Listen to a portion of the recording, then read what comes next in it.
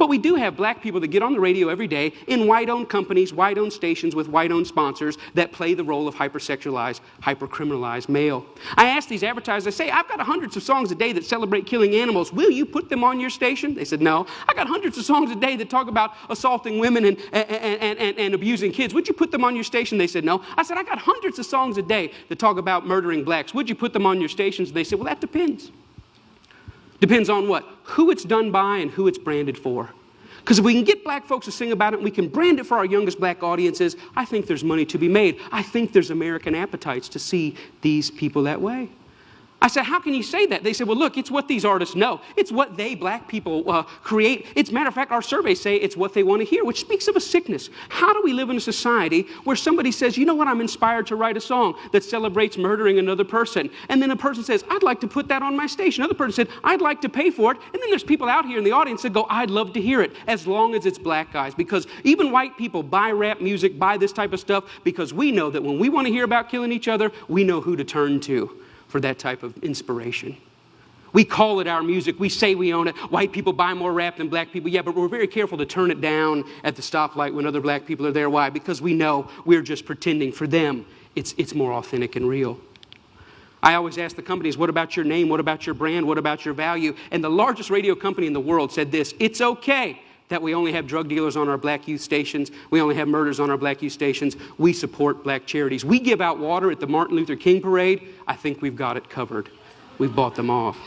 Now, people get upset, the smartest guys in the room again. You're talking about censorship. I don't believe that. I believe in free art. Make whatever you want. I believe you should make music about anti-Semitism. I believe you should make music about killing dogs. I believe in this country you should make music about bashing homosexuals and driving them behind trucks. I believe you should make music about stringing people up on trees. I believe you should make music about killing whitey. I believe you should make all that music. But I also believe that in the mainstream marketplace, people should hesitate associating their name with certain content. You know, there's certain stuff you can't buy at the store. Certain stuff you can't get on iTunes because their brand doesn't want it. But if you want to hear black people celebrating killing black people, they got thousands and thousands and thousands of those things to sell you. I don't think it's about censorship. I think it's about American cultural hypocrisy. Because here's the truth. These black entertainers, they can't sing just about anything. There's some stuff that'll get them fired. And they get dropped, and they get fired, and they get slapped on the wrist, and they get disciplined all the time. Why? Because sometimes they step over the bounds.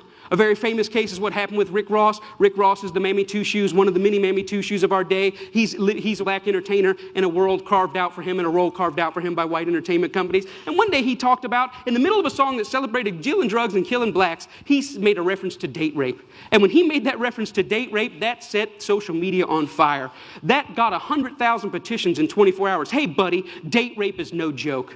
That had white people standing outside of Reebok in New York saying, you better take this seriously. We're tired of a rape culture in America. One line in one song moved the masses. And you know what Reebok did? Did they stand by him and say, hey, we believe in freedom of speech. We believe in freedom of expression. It's just a song. Calm down. No, they fired his tail on the spot.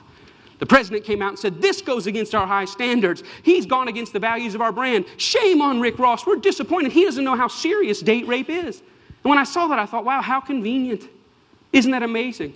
But here's what really happened. It's not their brand, it's not their values. Rick Ross went off script. He was hired to get black customers, and they think that black customers go with black bait. And in America, black bait is the hypercriminalized, hypersexualized portrayal of black people. And as long as he had sung about that, the stuff that got him hired, he still have a job at Reebok. But when he touched other sensitivities that affect us, he lost his job. See, the truth is, it's not they that need to change. It's we that need to change.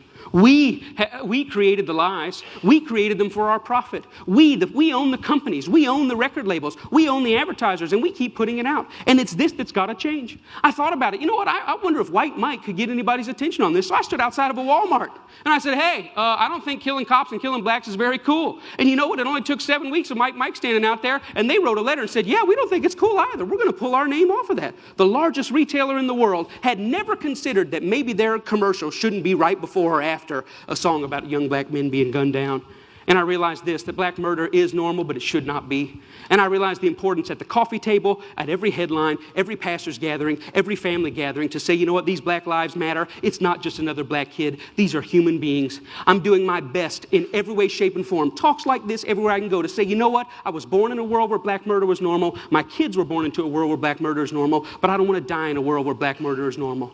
Am I 5 years or 10 years away? I don't know, but I'm screaming as high as I can. Let's feel this pain and let's lift our voice to tell the lies. They are not criminals, they are not deviants, and their lives are just as important as ours. Thank you very much.